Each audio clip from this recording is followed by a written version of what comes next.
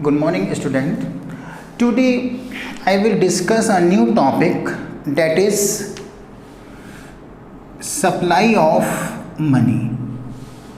Before we discuss supply of money, we will discuss what is household sector and firm sector. Okay. Firm sector is that sector which manufacture, which produce final goods, finished goods with the help of raw material. Firm sector include all the industries, all the companies, all the factories. All the manufacturing units come under the category of firm sector. तो firm sector एक वो sector होता है जो raw material के help से final goods या finish goods manufacture करता है, प्रोड्यूस करता है. ओके. जितनी भी फैक्ट्रीज हैं, जितनी भी इंडस्ट्रीज हैं, जितनी भी कंपनीज हैं, सारी मैन्युफैक्चरिंग यूनिट किसके अंदर आती हैं? फर्म सेक्टर के अंदर आती हैं. क्लियर? हाउस होल्ड सेक्टर के अंदर हम सब लोग आते हैं. ओके. अब हम सप्लाई ऑफ मनी को डिफाइन करेंगे एक एग्जाम्पल के थ्रू. ओके. सपोज 1 अप्रैल 2005 में जो हाउस होल्ड सेक्टर है, उस हाउस होल्ड सेक्टर के पास 1 अप्रैल 2005 में 500 करोड़ रुपीस है. ओके. और जो फर्म सेक्टर है, बिजनेस सेक्टर, उस फर्म सेक्टर के पास 2000 करोड़ रुपीस है इस पर्टिकुलर डेट में. ओके. इस तरह से जो टोटल अमाउंट ऑफ मनी है 500 crore rupees, 2000 crore rupees, total amount कितना हुआ?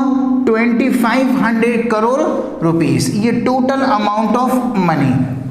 क्लियर? एक पर्टिकुलर पॉइंट ऑफ टाइम, वो क्या है? 1 अप्रैल 2005.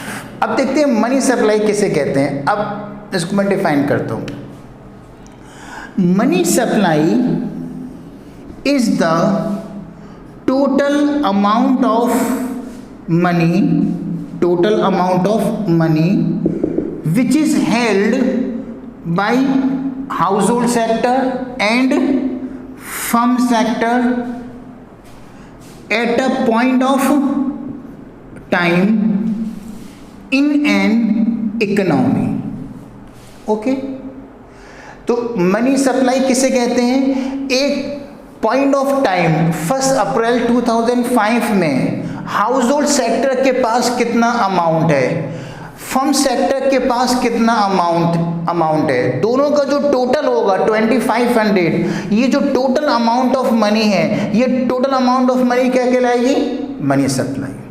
तो मनी सप्लाई कितनी होगी? 2500. क्लियर? ये एक पर्टिकुलर इकोनॉमी के अंदर होगी, एक पर्टिकुलर डेमोस्ट्रेटिव टेरिटरी के अंदर, पर्टिकुलर इकोनॉमी के अंदर है. ओके.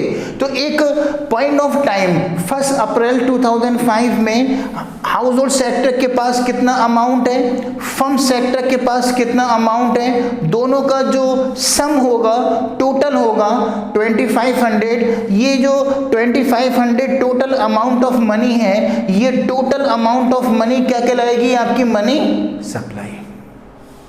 तो in short money supply is the total amount of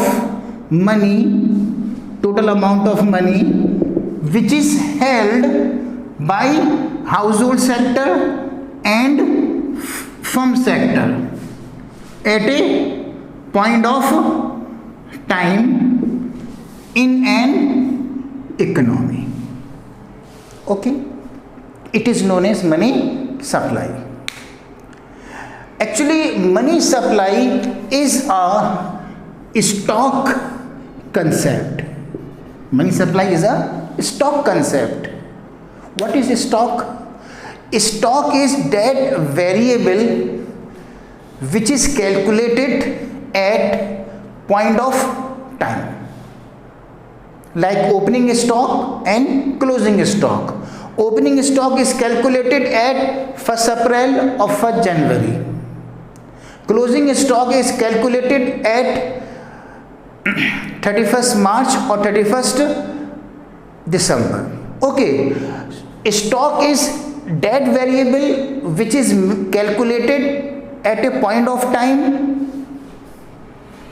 Money supply is debt variable which is measured at a point of time. That's why money supply is a stock. क्योंकि हम stock को भी जो measure करते हैं, stock को जो calculate करते हैं, वो हम पॉइंट ऑफ टाइम पे कैलकुलेट करते हैं, और मनी सप्लाई को भी हम पॉइंट ऑफ टाइम पे कैलकुलेट करते हैं। इसलिए मनी सप्लाई क्या हुई? स्टॉक कंसेप्ट हुई। क्योंकि स्टॉक को और मनी सप्लाई को दोनों को हम एक पॉइंट ऑफ टाइम पर कैलकुलेट करते हैं, इसलिए मनी सप्लाई क्या है? वो स्टॉक है। अब मनी सप्लाई इंक्रीज भी हो सकती है, डिक्रीज भी हो सकती है। 1 अप्रैल 2005 में सपोज मनी सप्लाई 2500 करोड़ है। ऐसा हो सकता है कि 2 अप्रैल को हम कोई चीज़ एक्सपोर्ट करें और फिर हमारे पास 200 करोड़ रुपीस आ जाए, तो अब मनी सप्लाई कितनी हो जाएगी? 2700 करोड़ हो जाएगी। इसका मतलब ये है कि money supply time to time increase भी हो सकती है, डिक्रीज भी हो सकती है। ओके, तो मनी सप्लाई को हम जो कैलकुलेट करते हैं वो एक पॉइंट ऑफ टाइम पर कैलकुलेट करते हैं, और स्टॉक को भी हम पॉइंट ऑफ टाइम पर कैलकुलेट करते हैं। इस तरह से मनी सप्लाई जो है वो क्या, एक स्टॉक कंसेप्ट है। इतने के लिए अब इसकी जो डेफिनेशन है मनी सप्लाई की वो ये है, supply of money refers to the amount of money held by the public in an economy at a given time। अब इसमें एक अलग वर्ड यूज किया गया है, वो है पब्लिक। इतना क्लियर हो गया होगा कि मनी सप्लाई किसे कहते हैं, कि मनी सप्लाई एक वो अमाउंट ऑफ मनी है जो एक गिवन टाइम या पॉइंट ऑफ टाइम पर किसके पास है? पब्लिक के पास है। अब पब्लिक जो वर्ड यूज किया है वो किसके लिए यूज किया है? यहाँ पर पब्लिक जो वर्ड यूज किया है वो दो लोगों के लिए यहाँ पे यूज किया है। किसके लिए? एक तो इंडिविजुअल्स, हम लोगों के लिए, हमारे पास कितना अमाउंट है वो, और दूसरा जो पब्लिक वर्ड यूज किया है वो फर्म सेक्टर या बिजनेस के लिए यूज किया है। ओके, तो हम ये भी कह सकते हैं supply of money refers to the amount of money held by the household and firm sector. इस पब्लिक सेक्टर की जगह हम ये भी कह सकते हैं held by the household and firm sector in an economy at a given time. Given time या पॉइंट ऑफ टाइम एक ही बात है। ओके, तो what is money supply?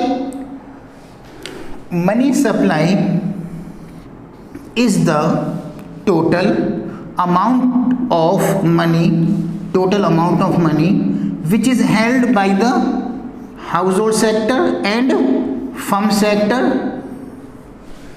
at a point of time in an economy।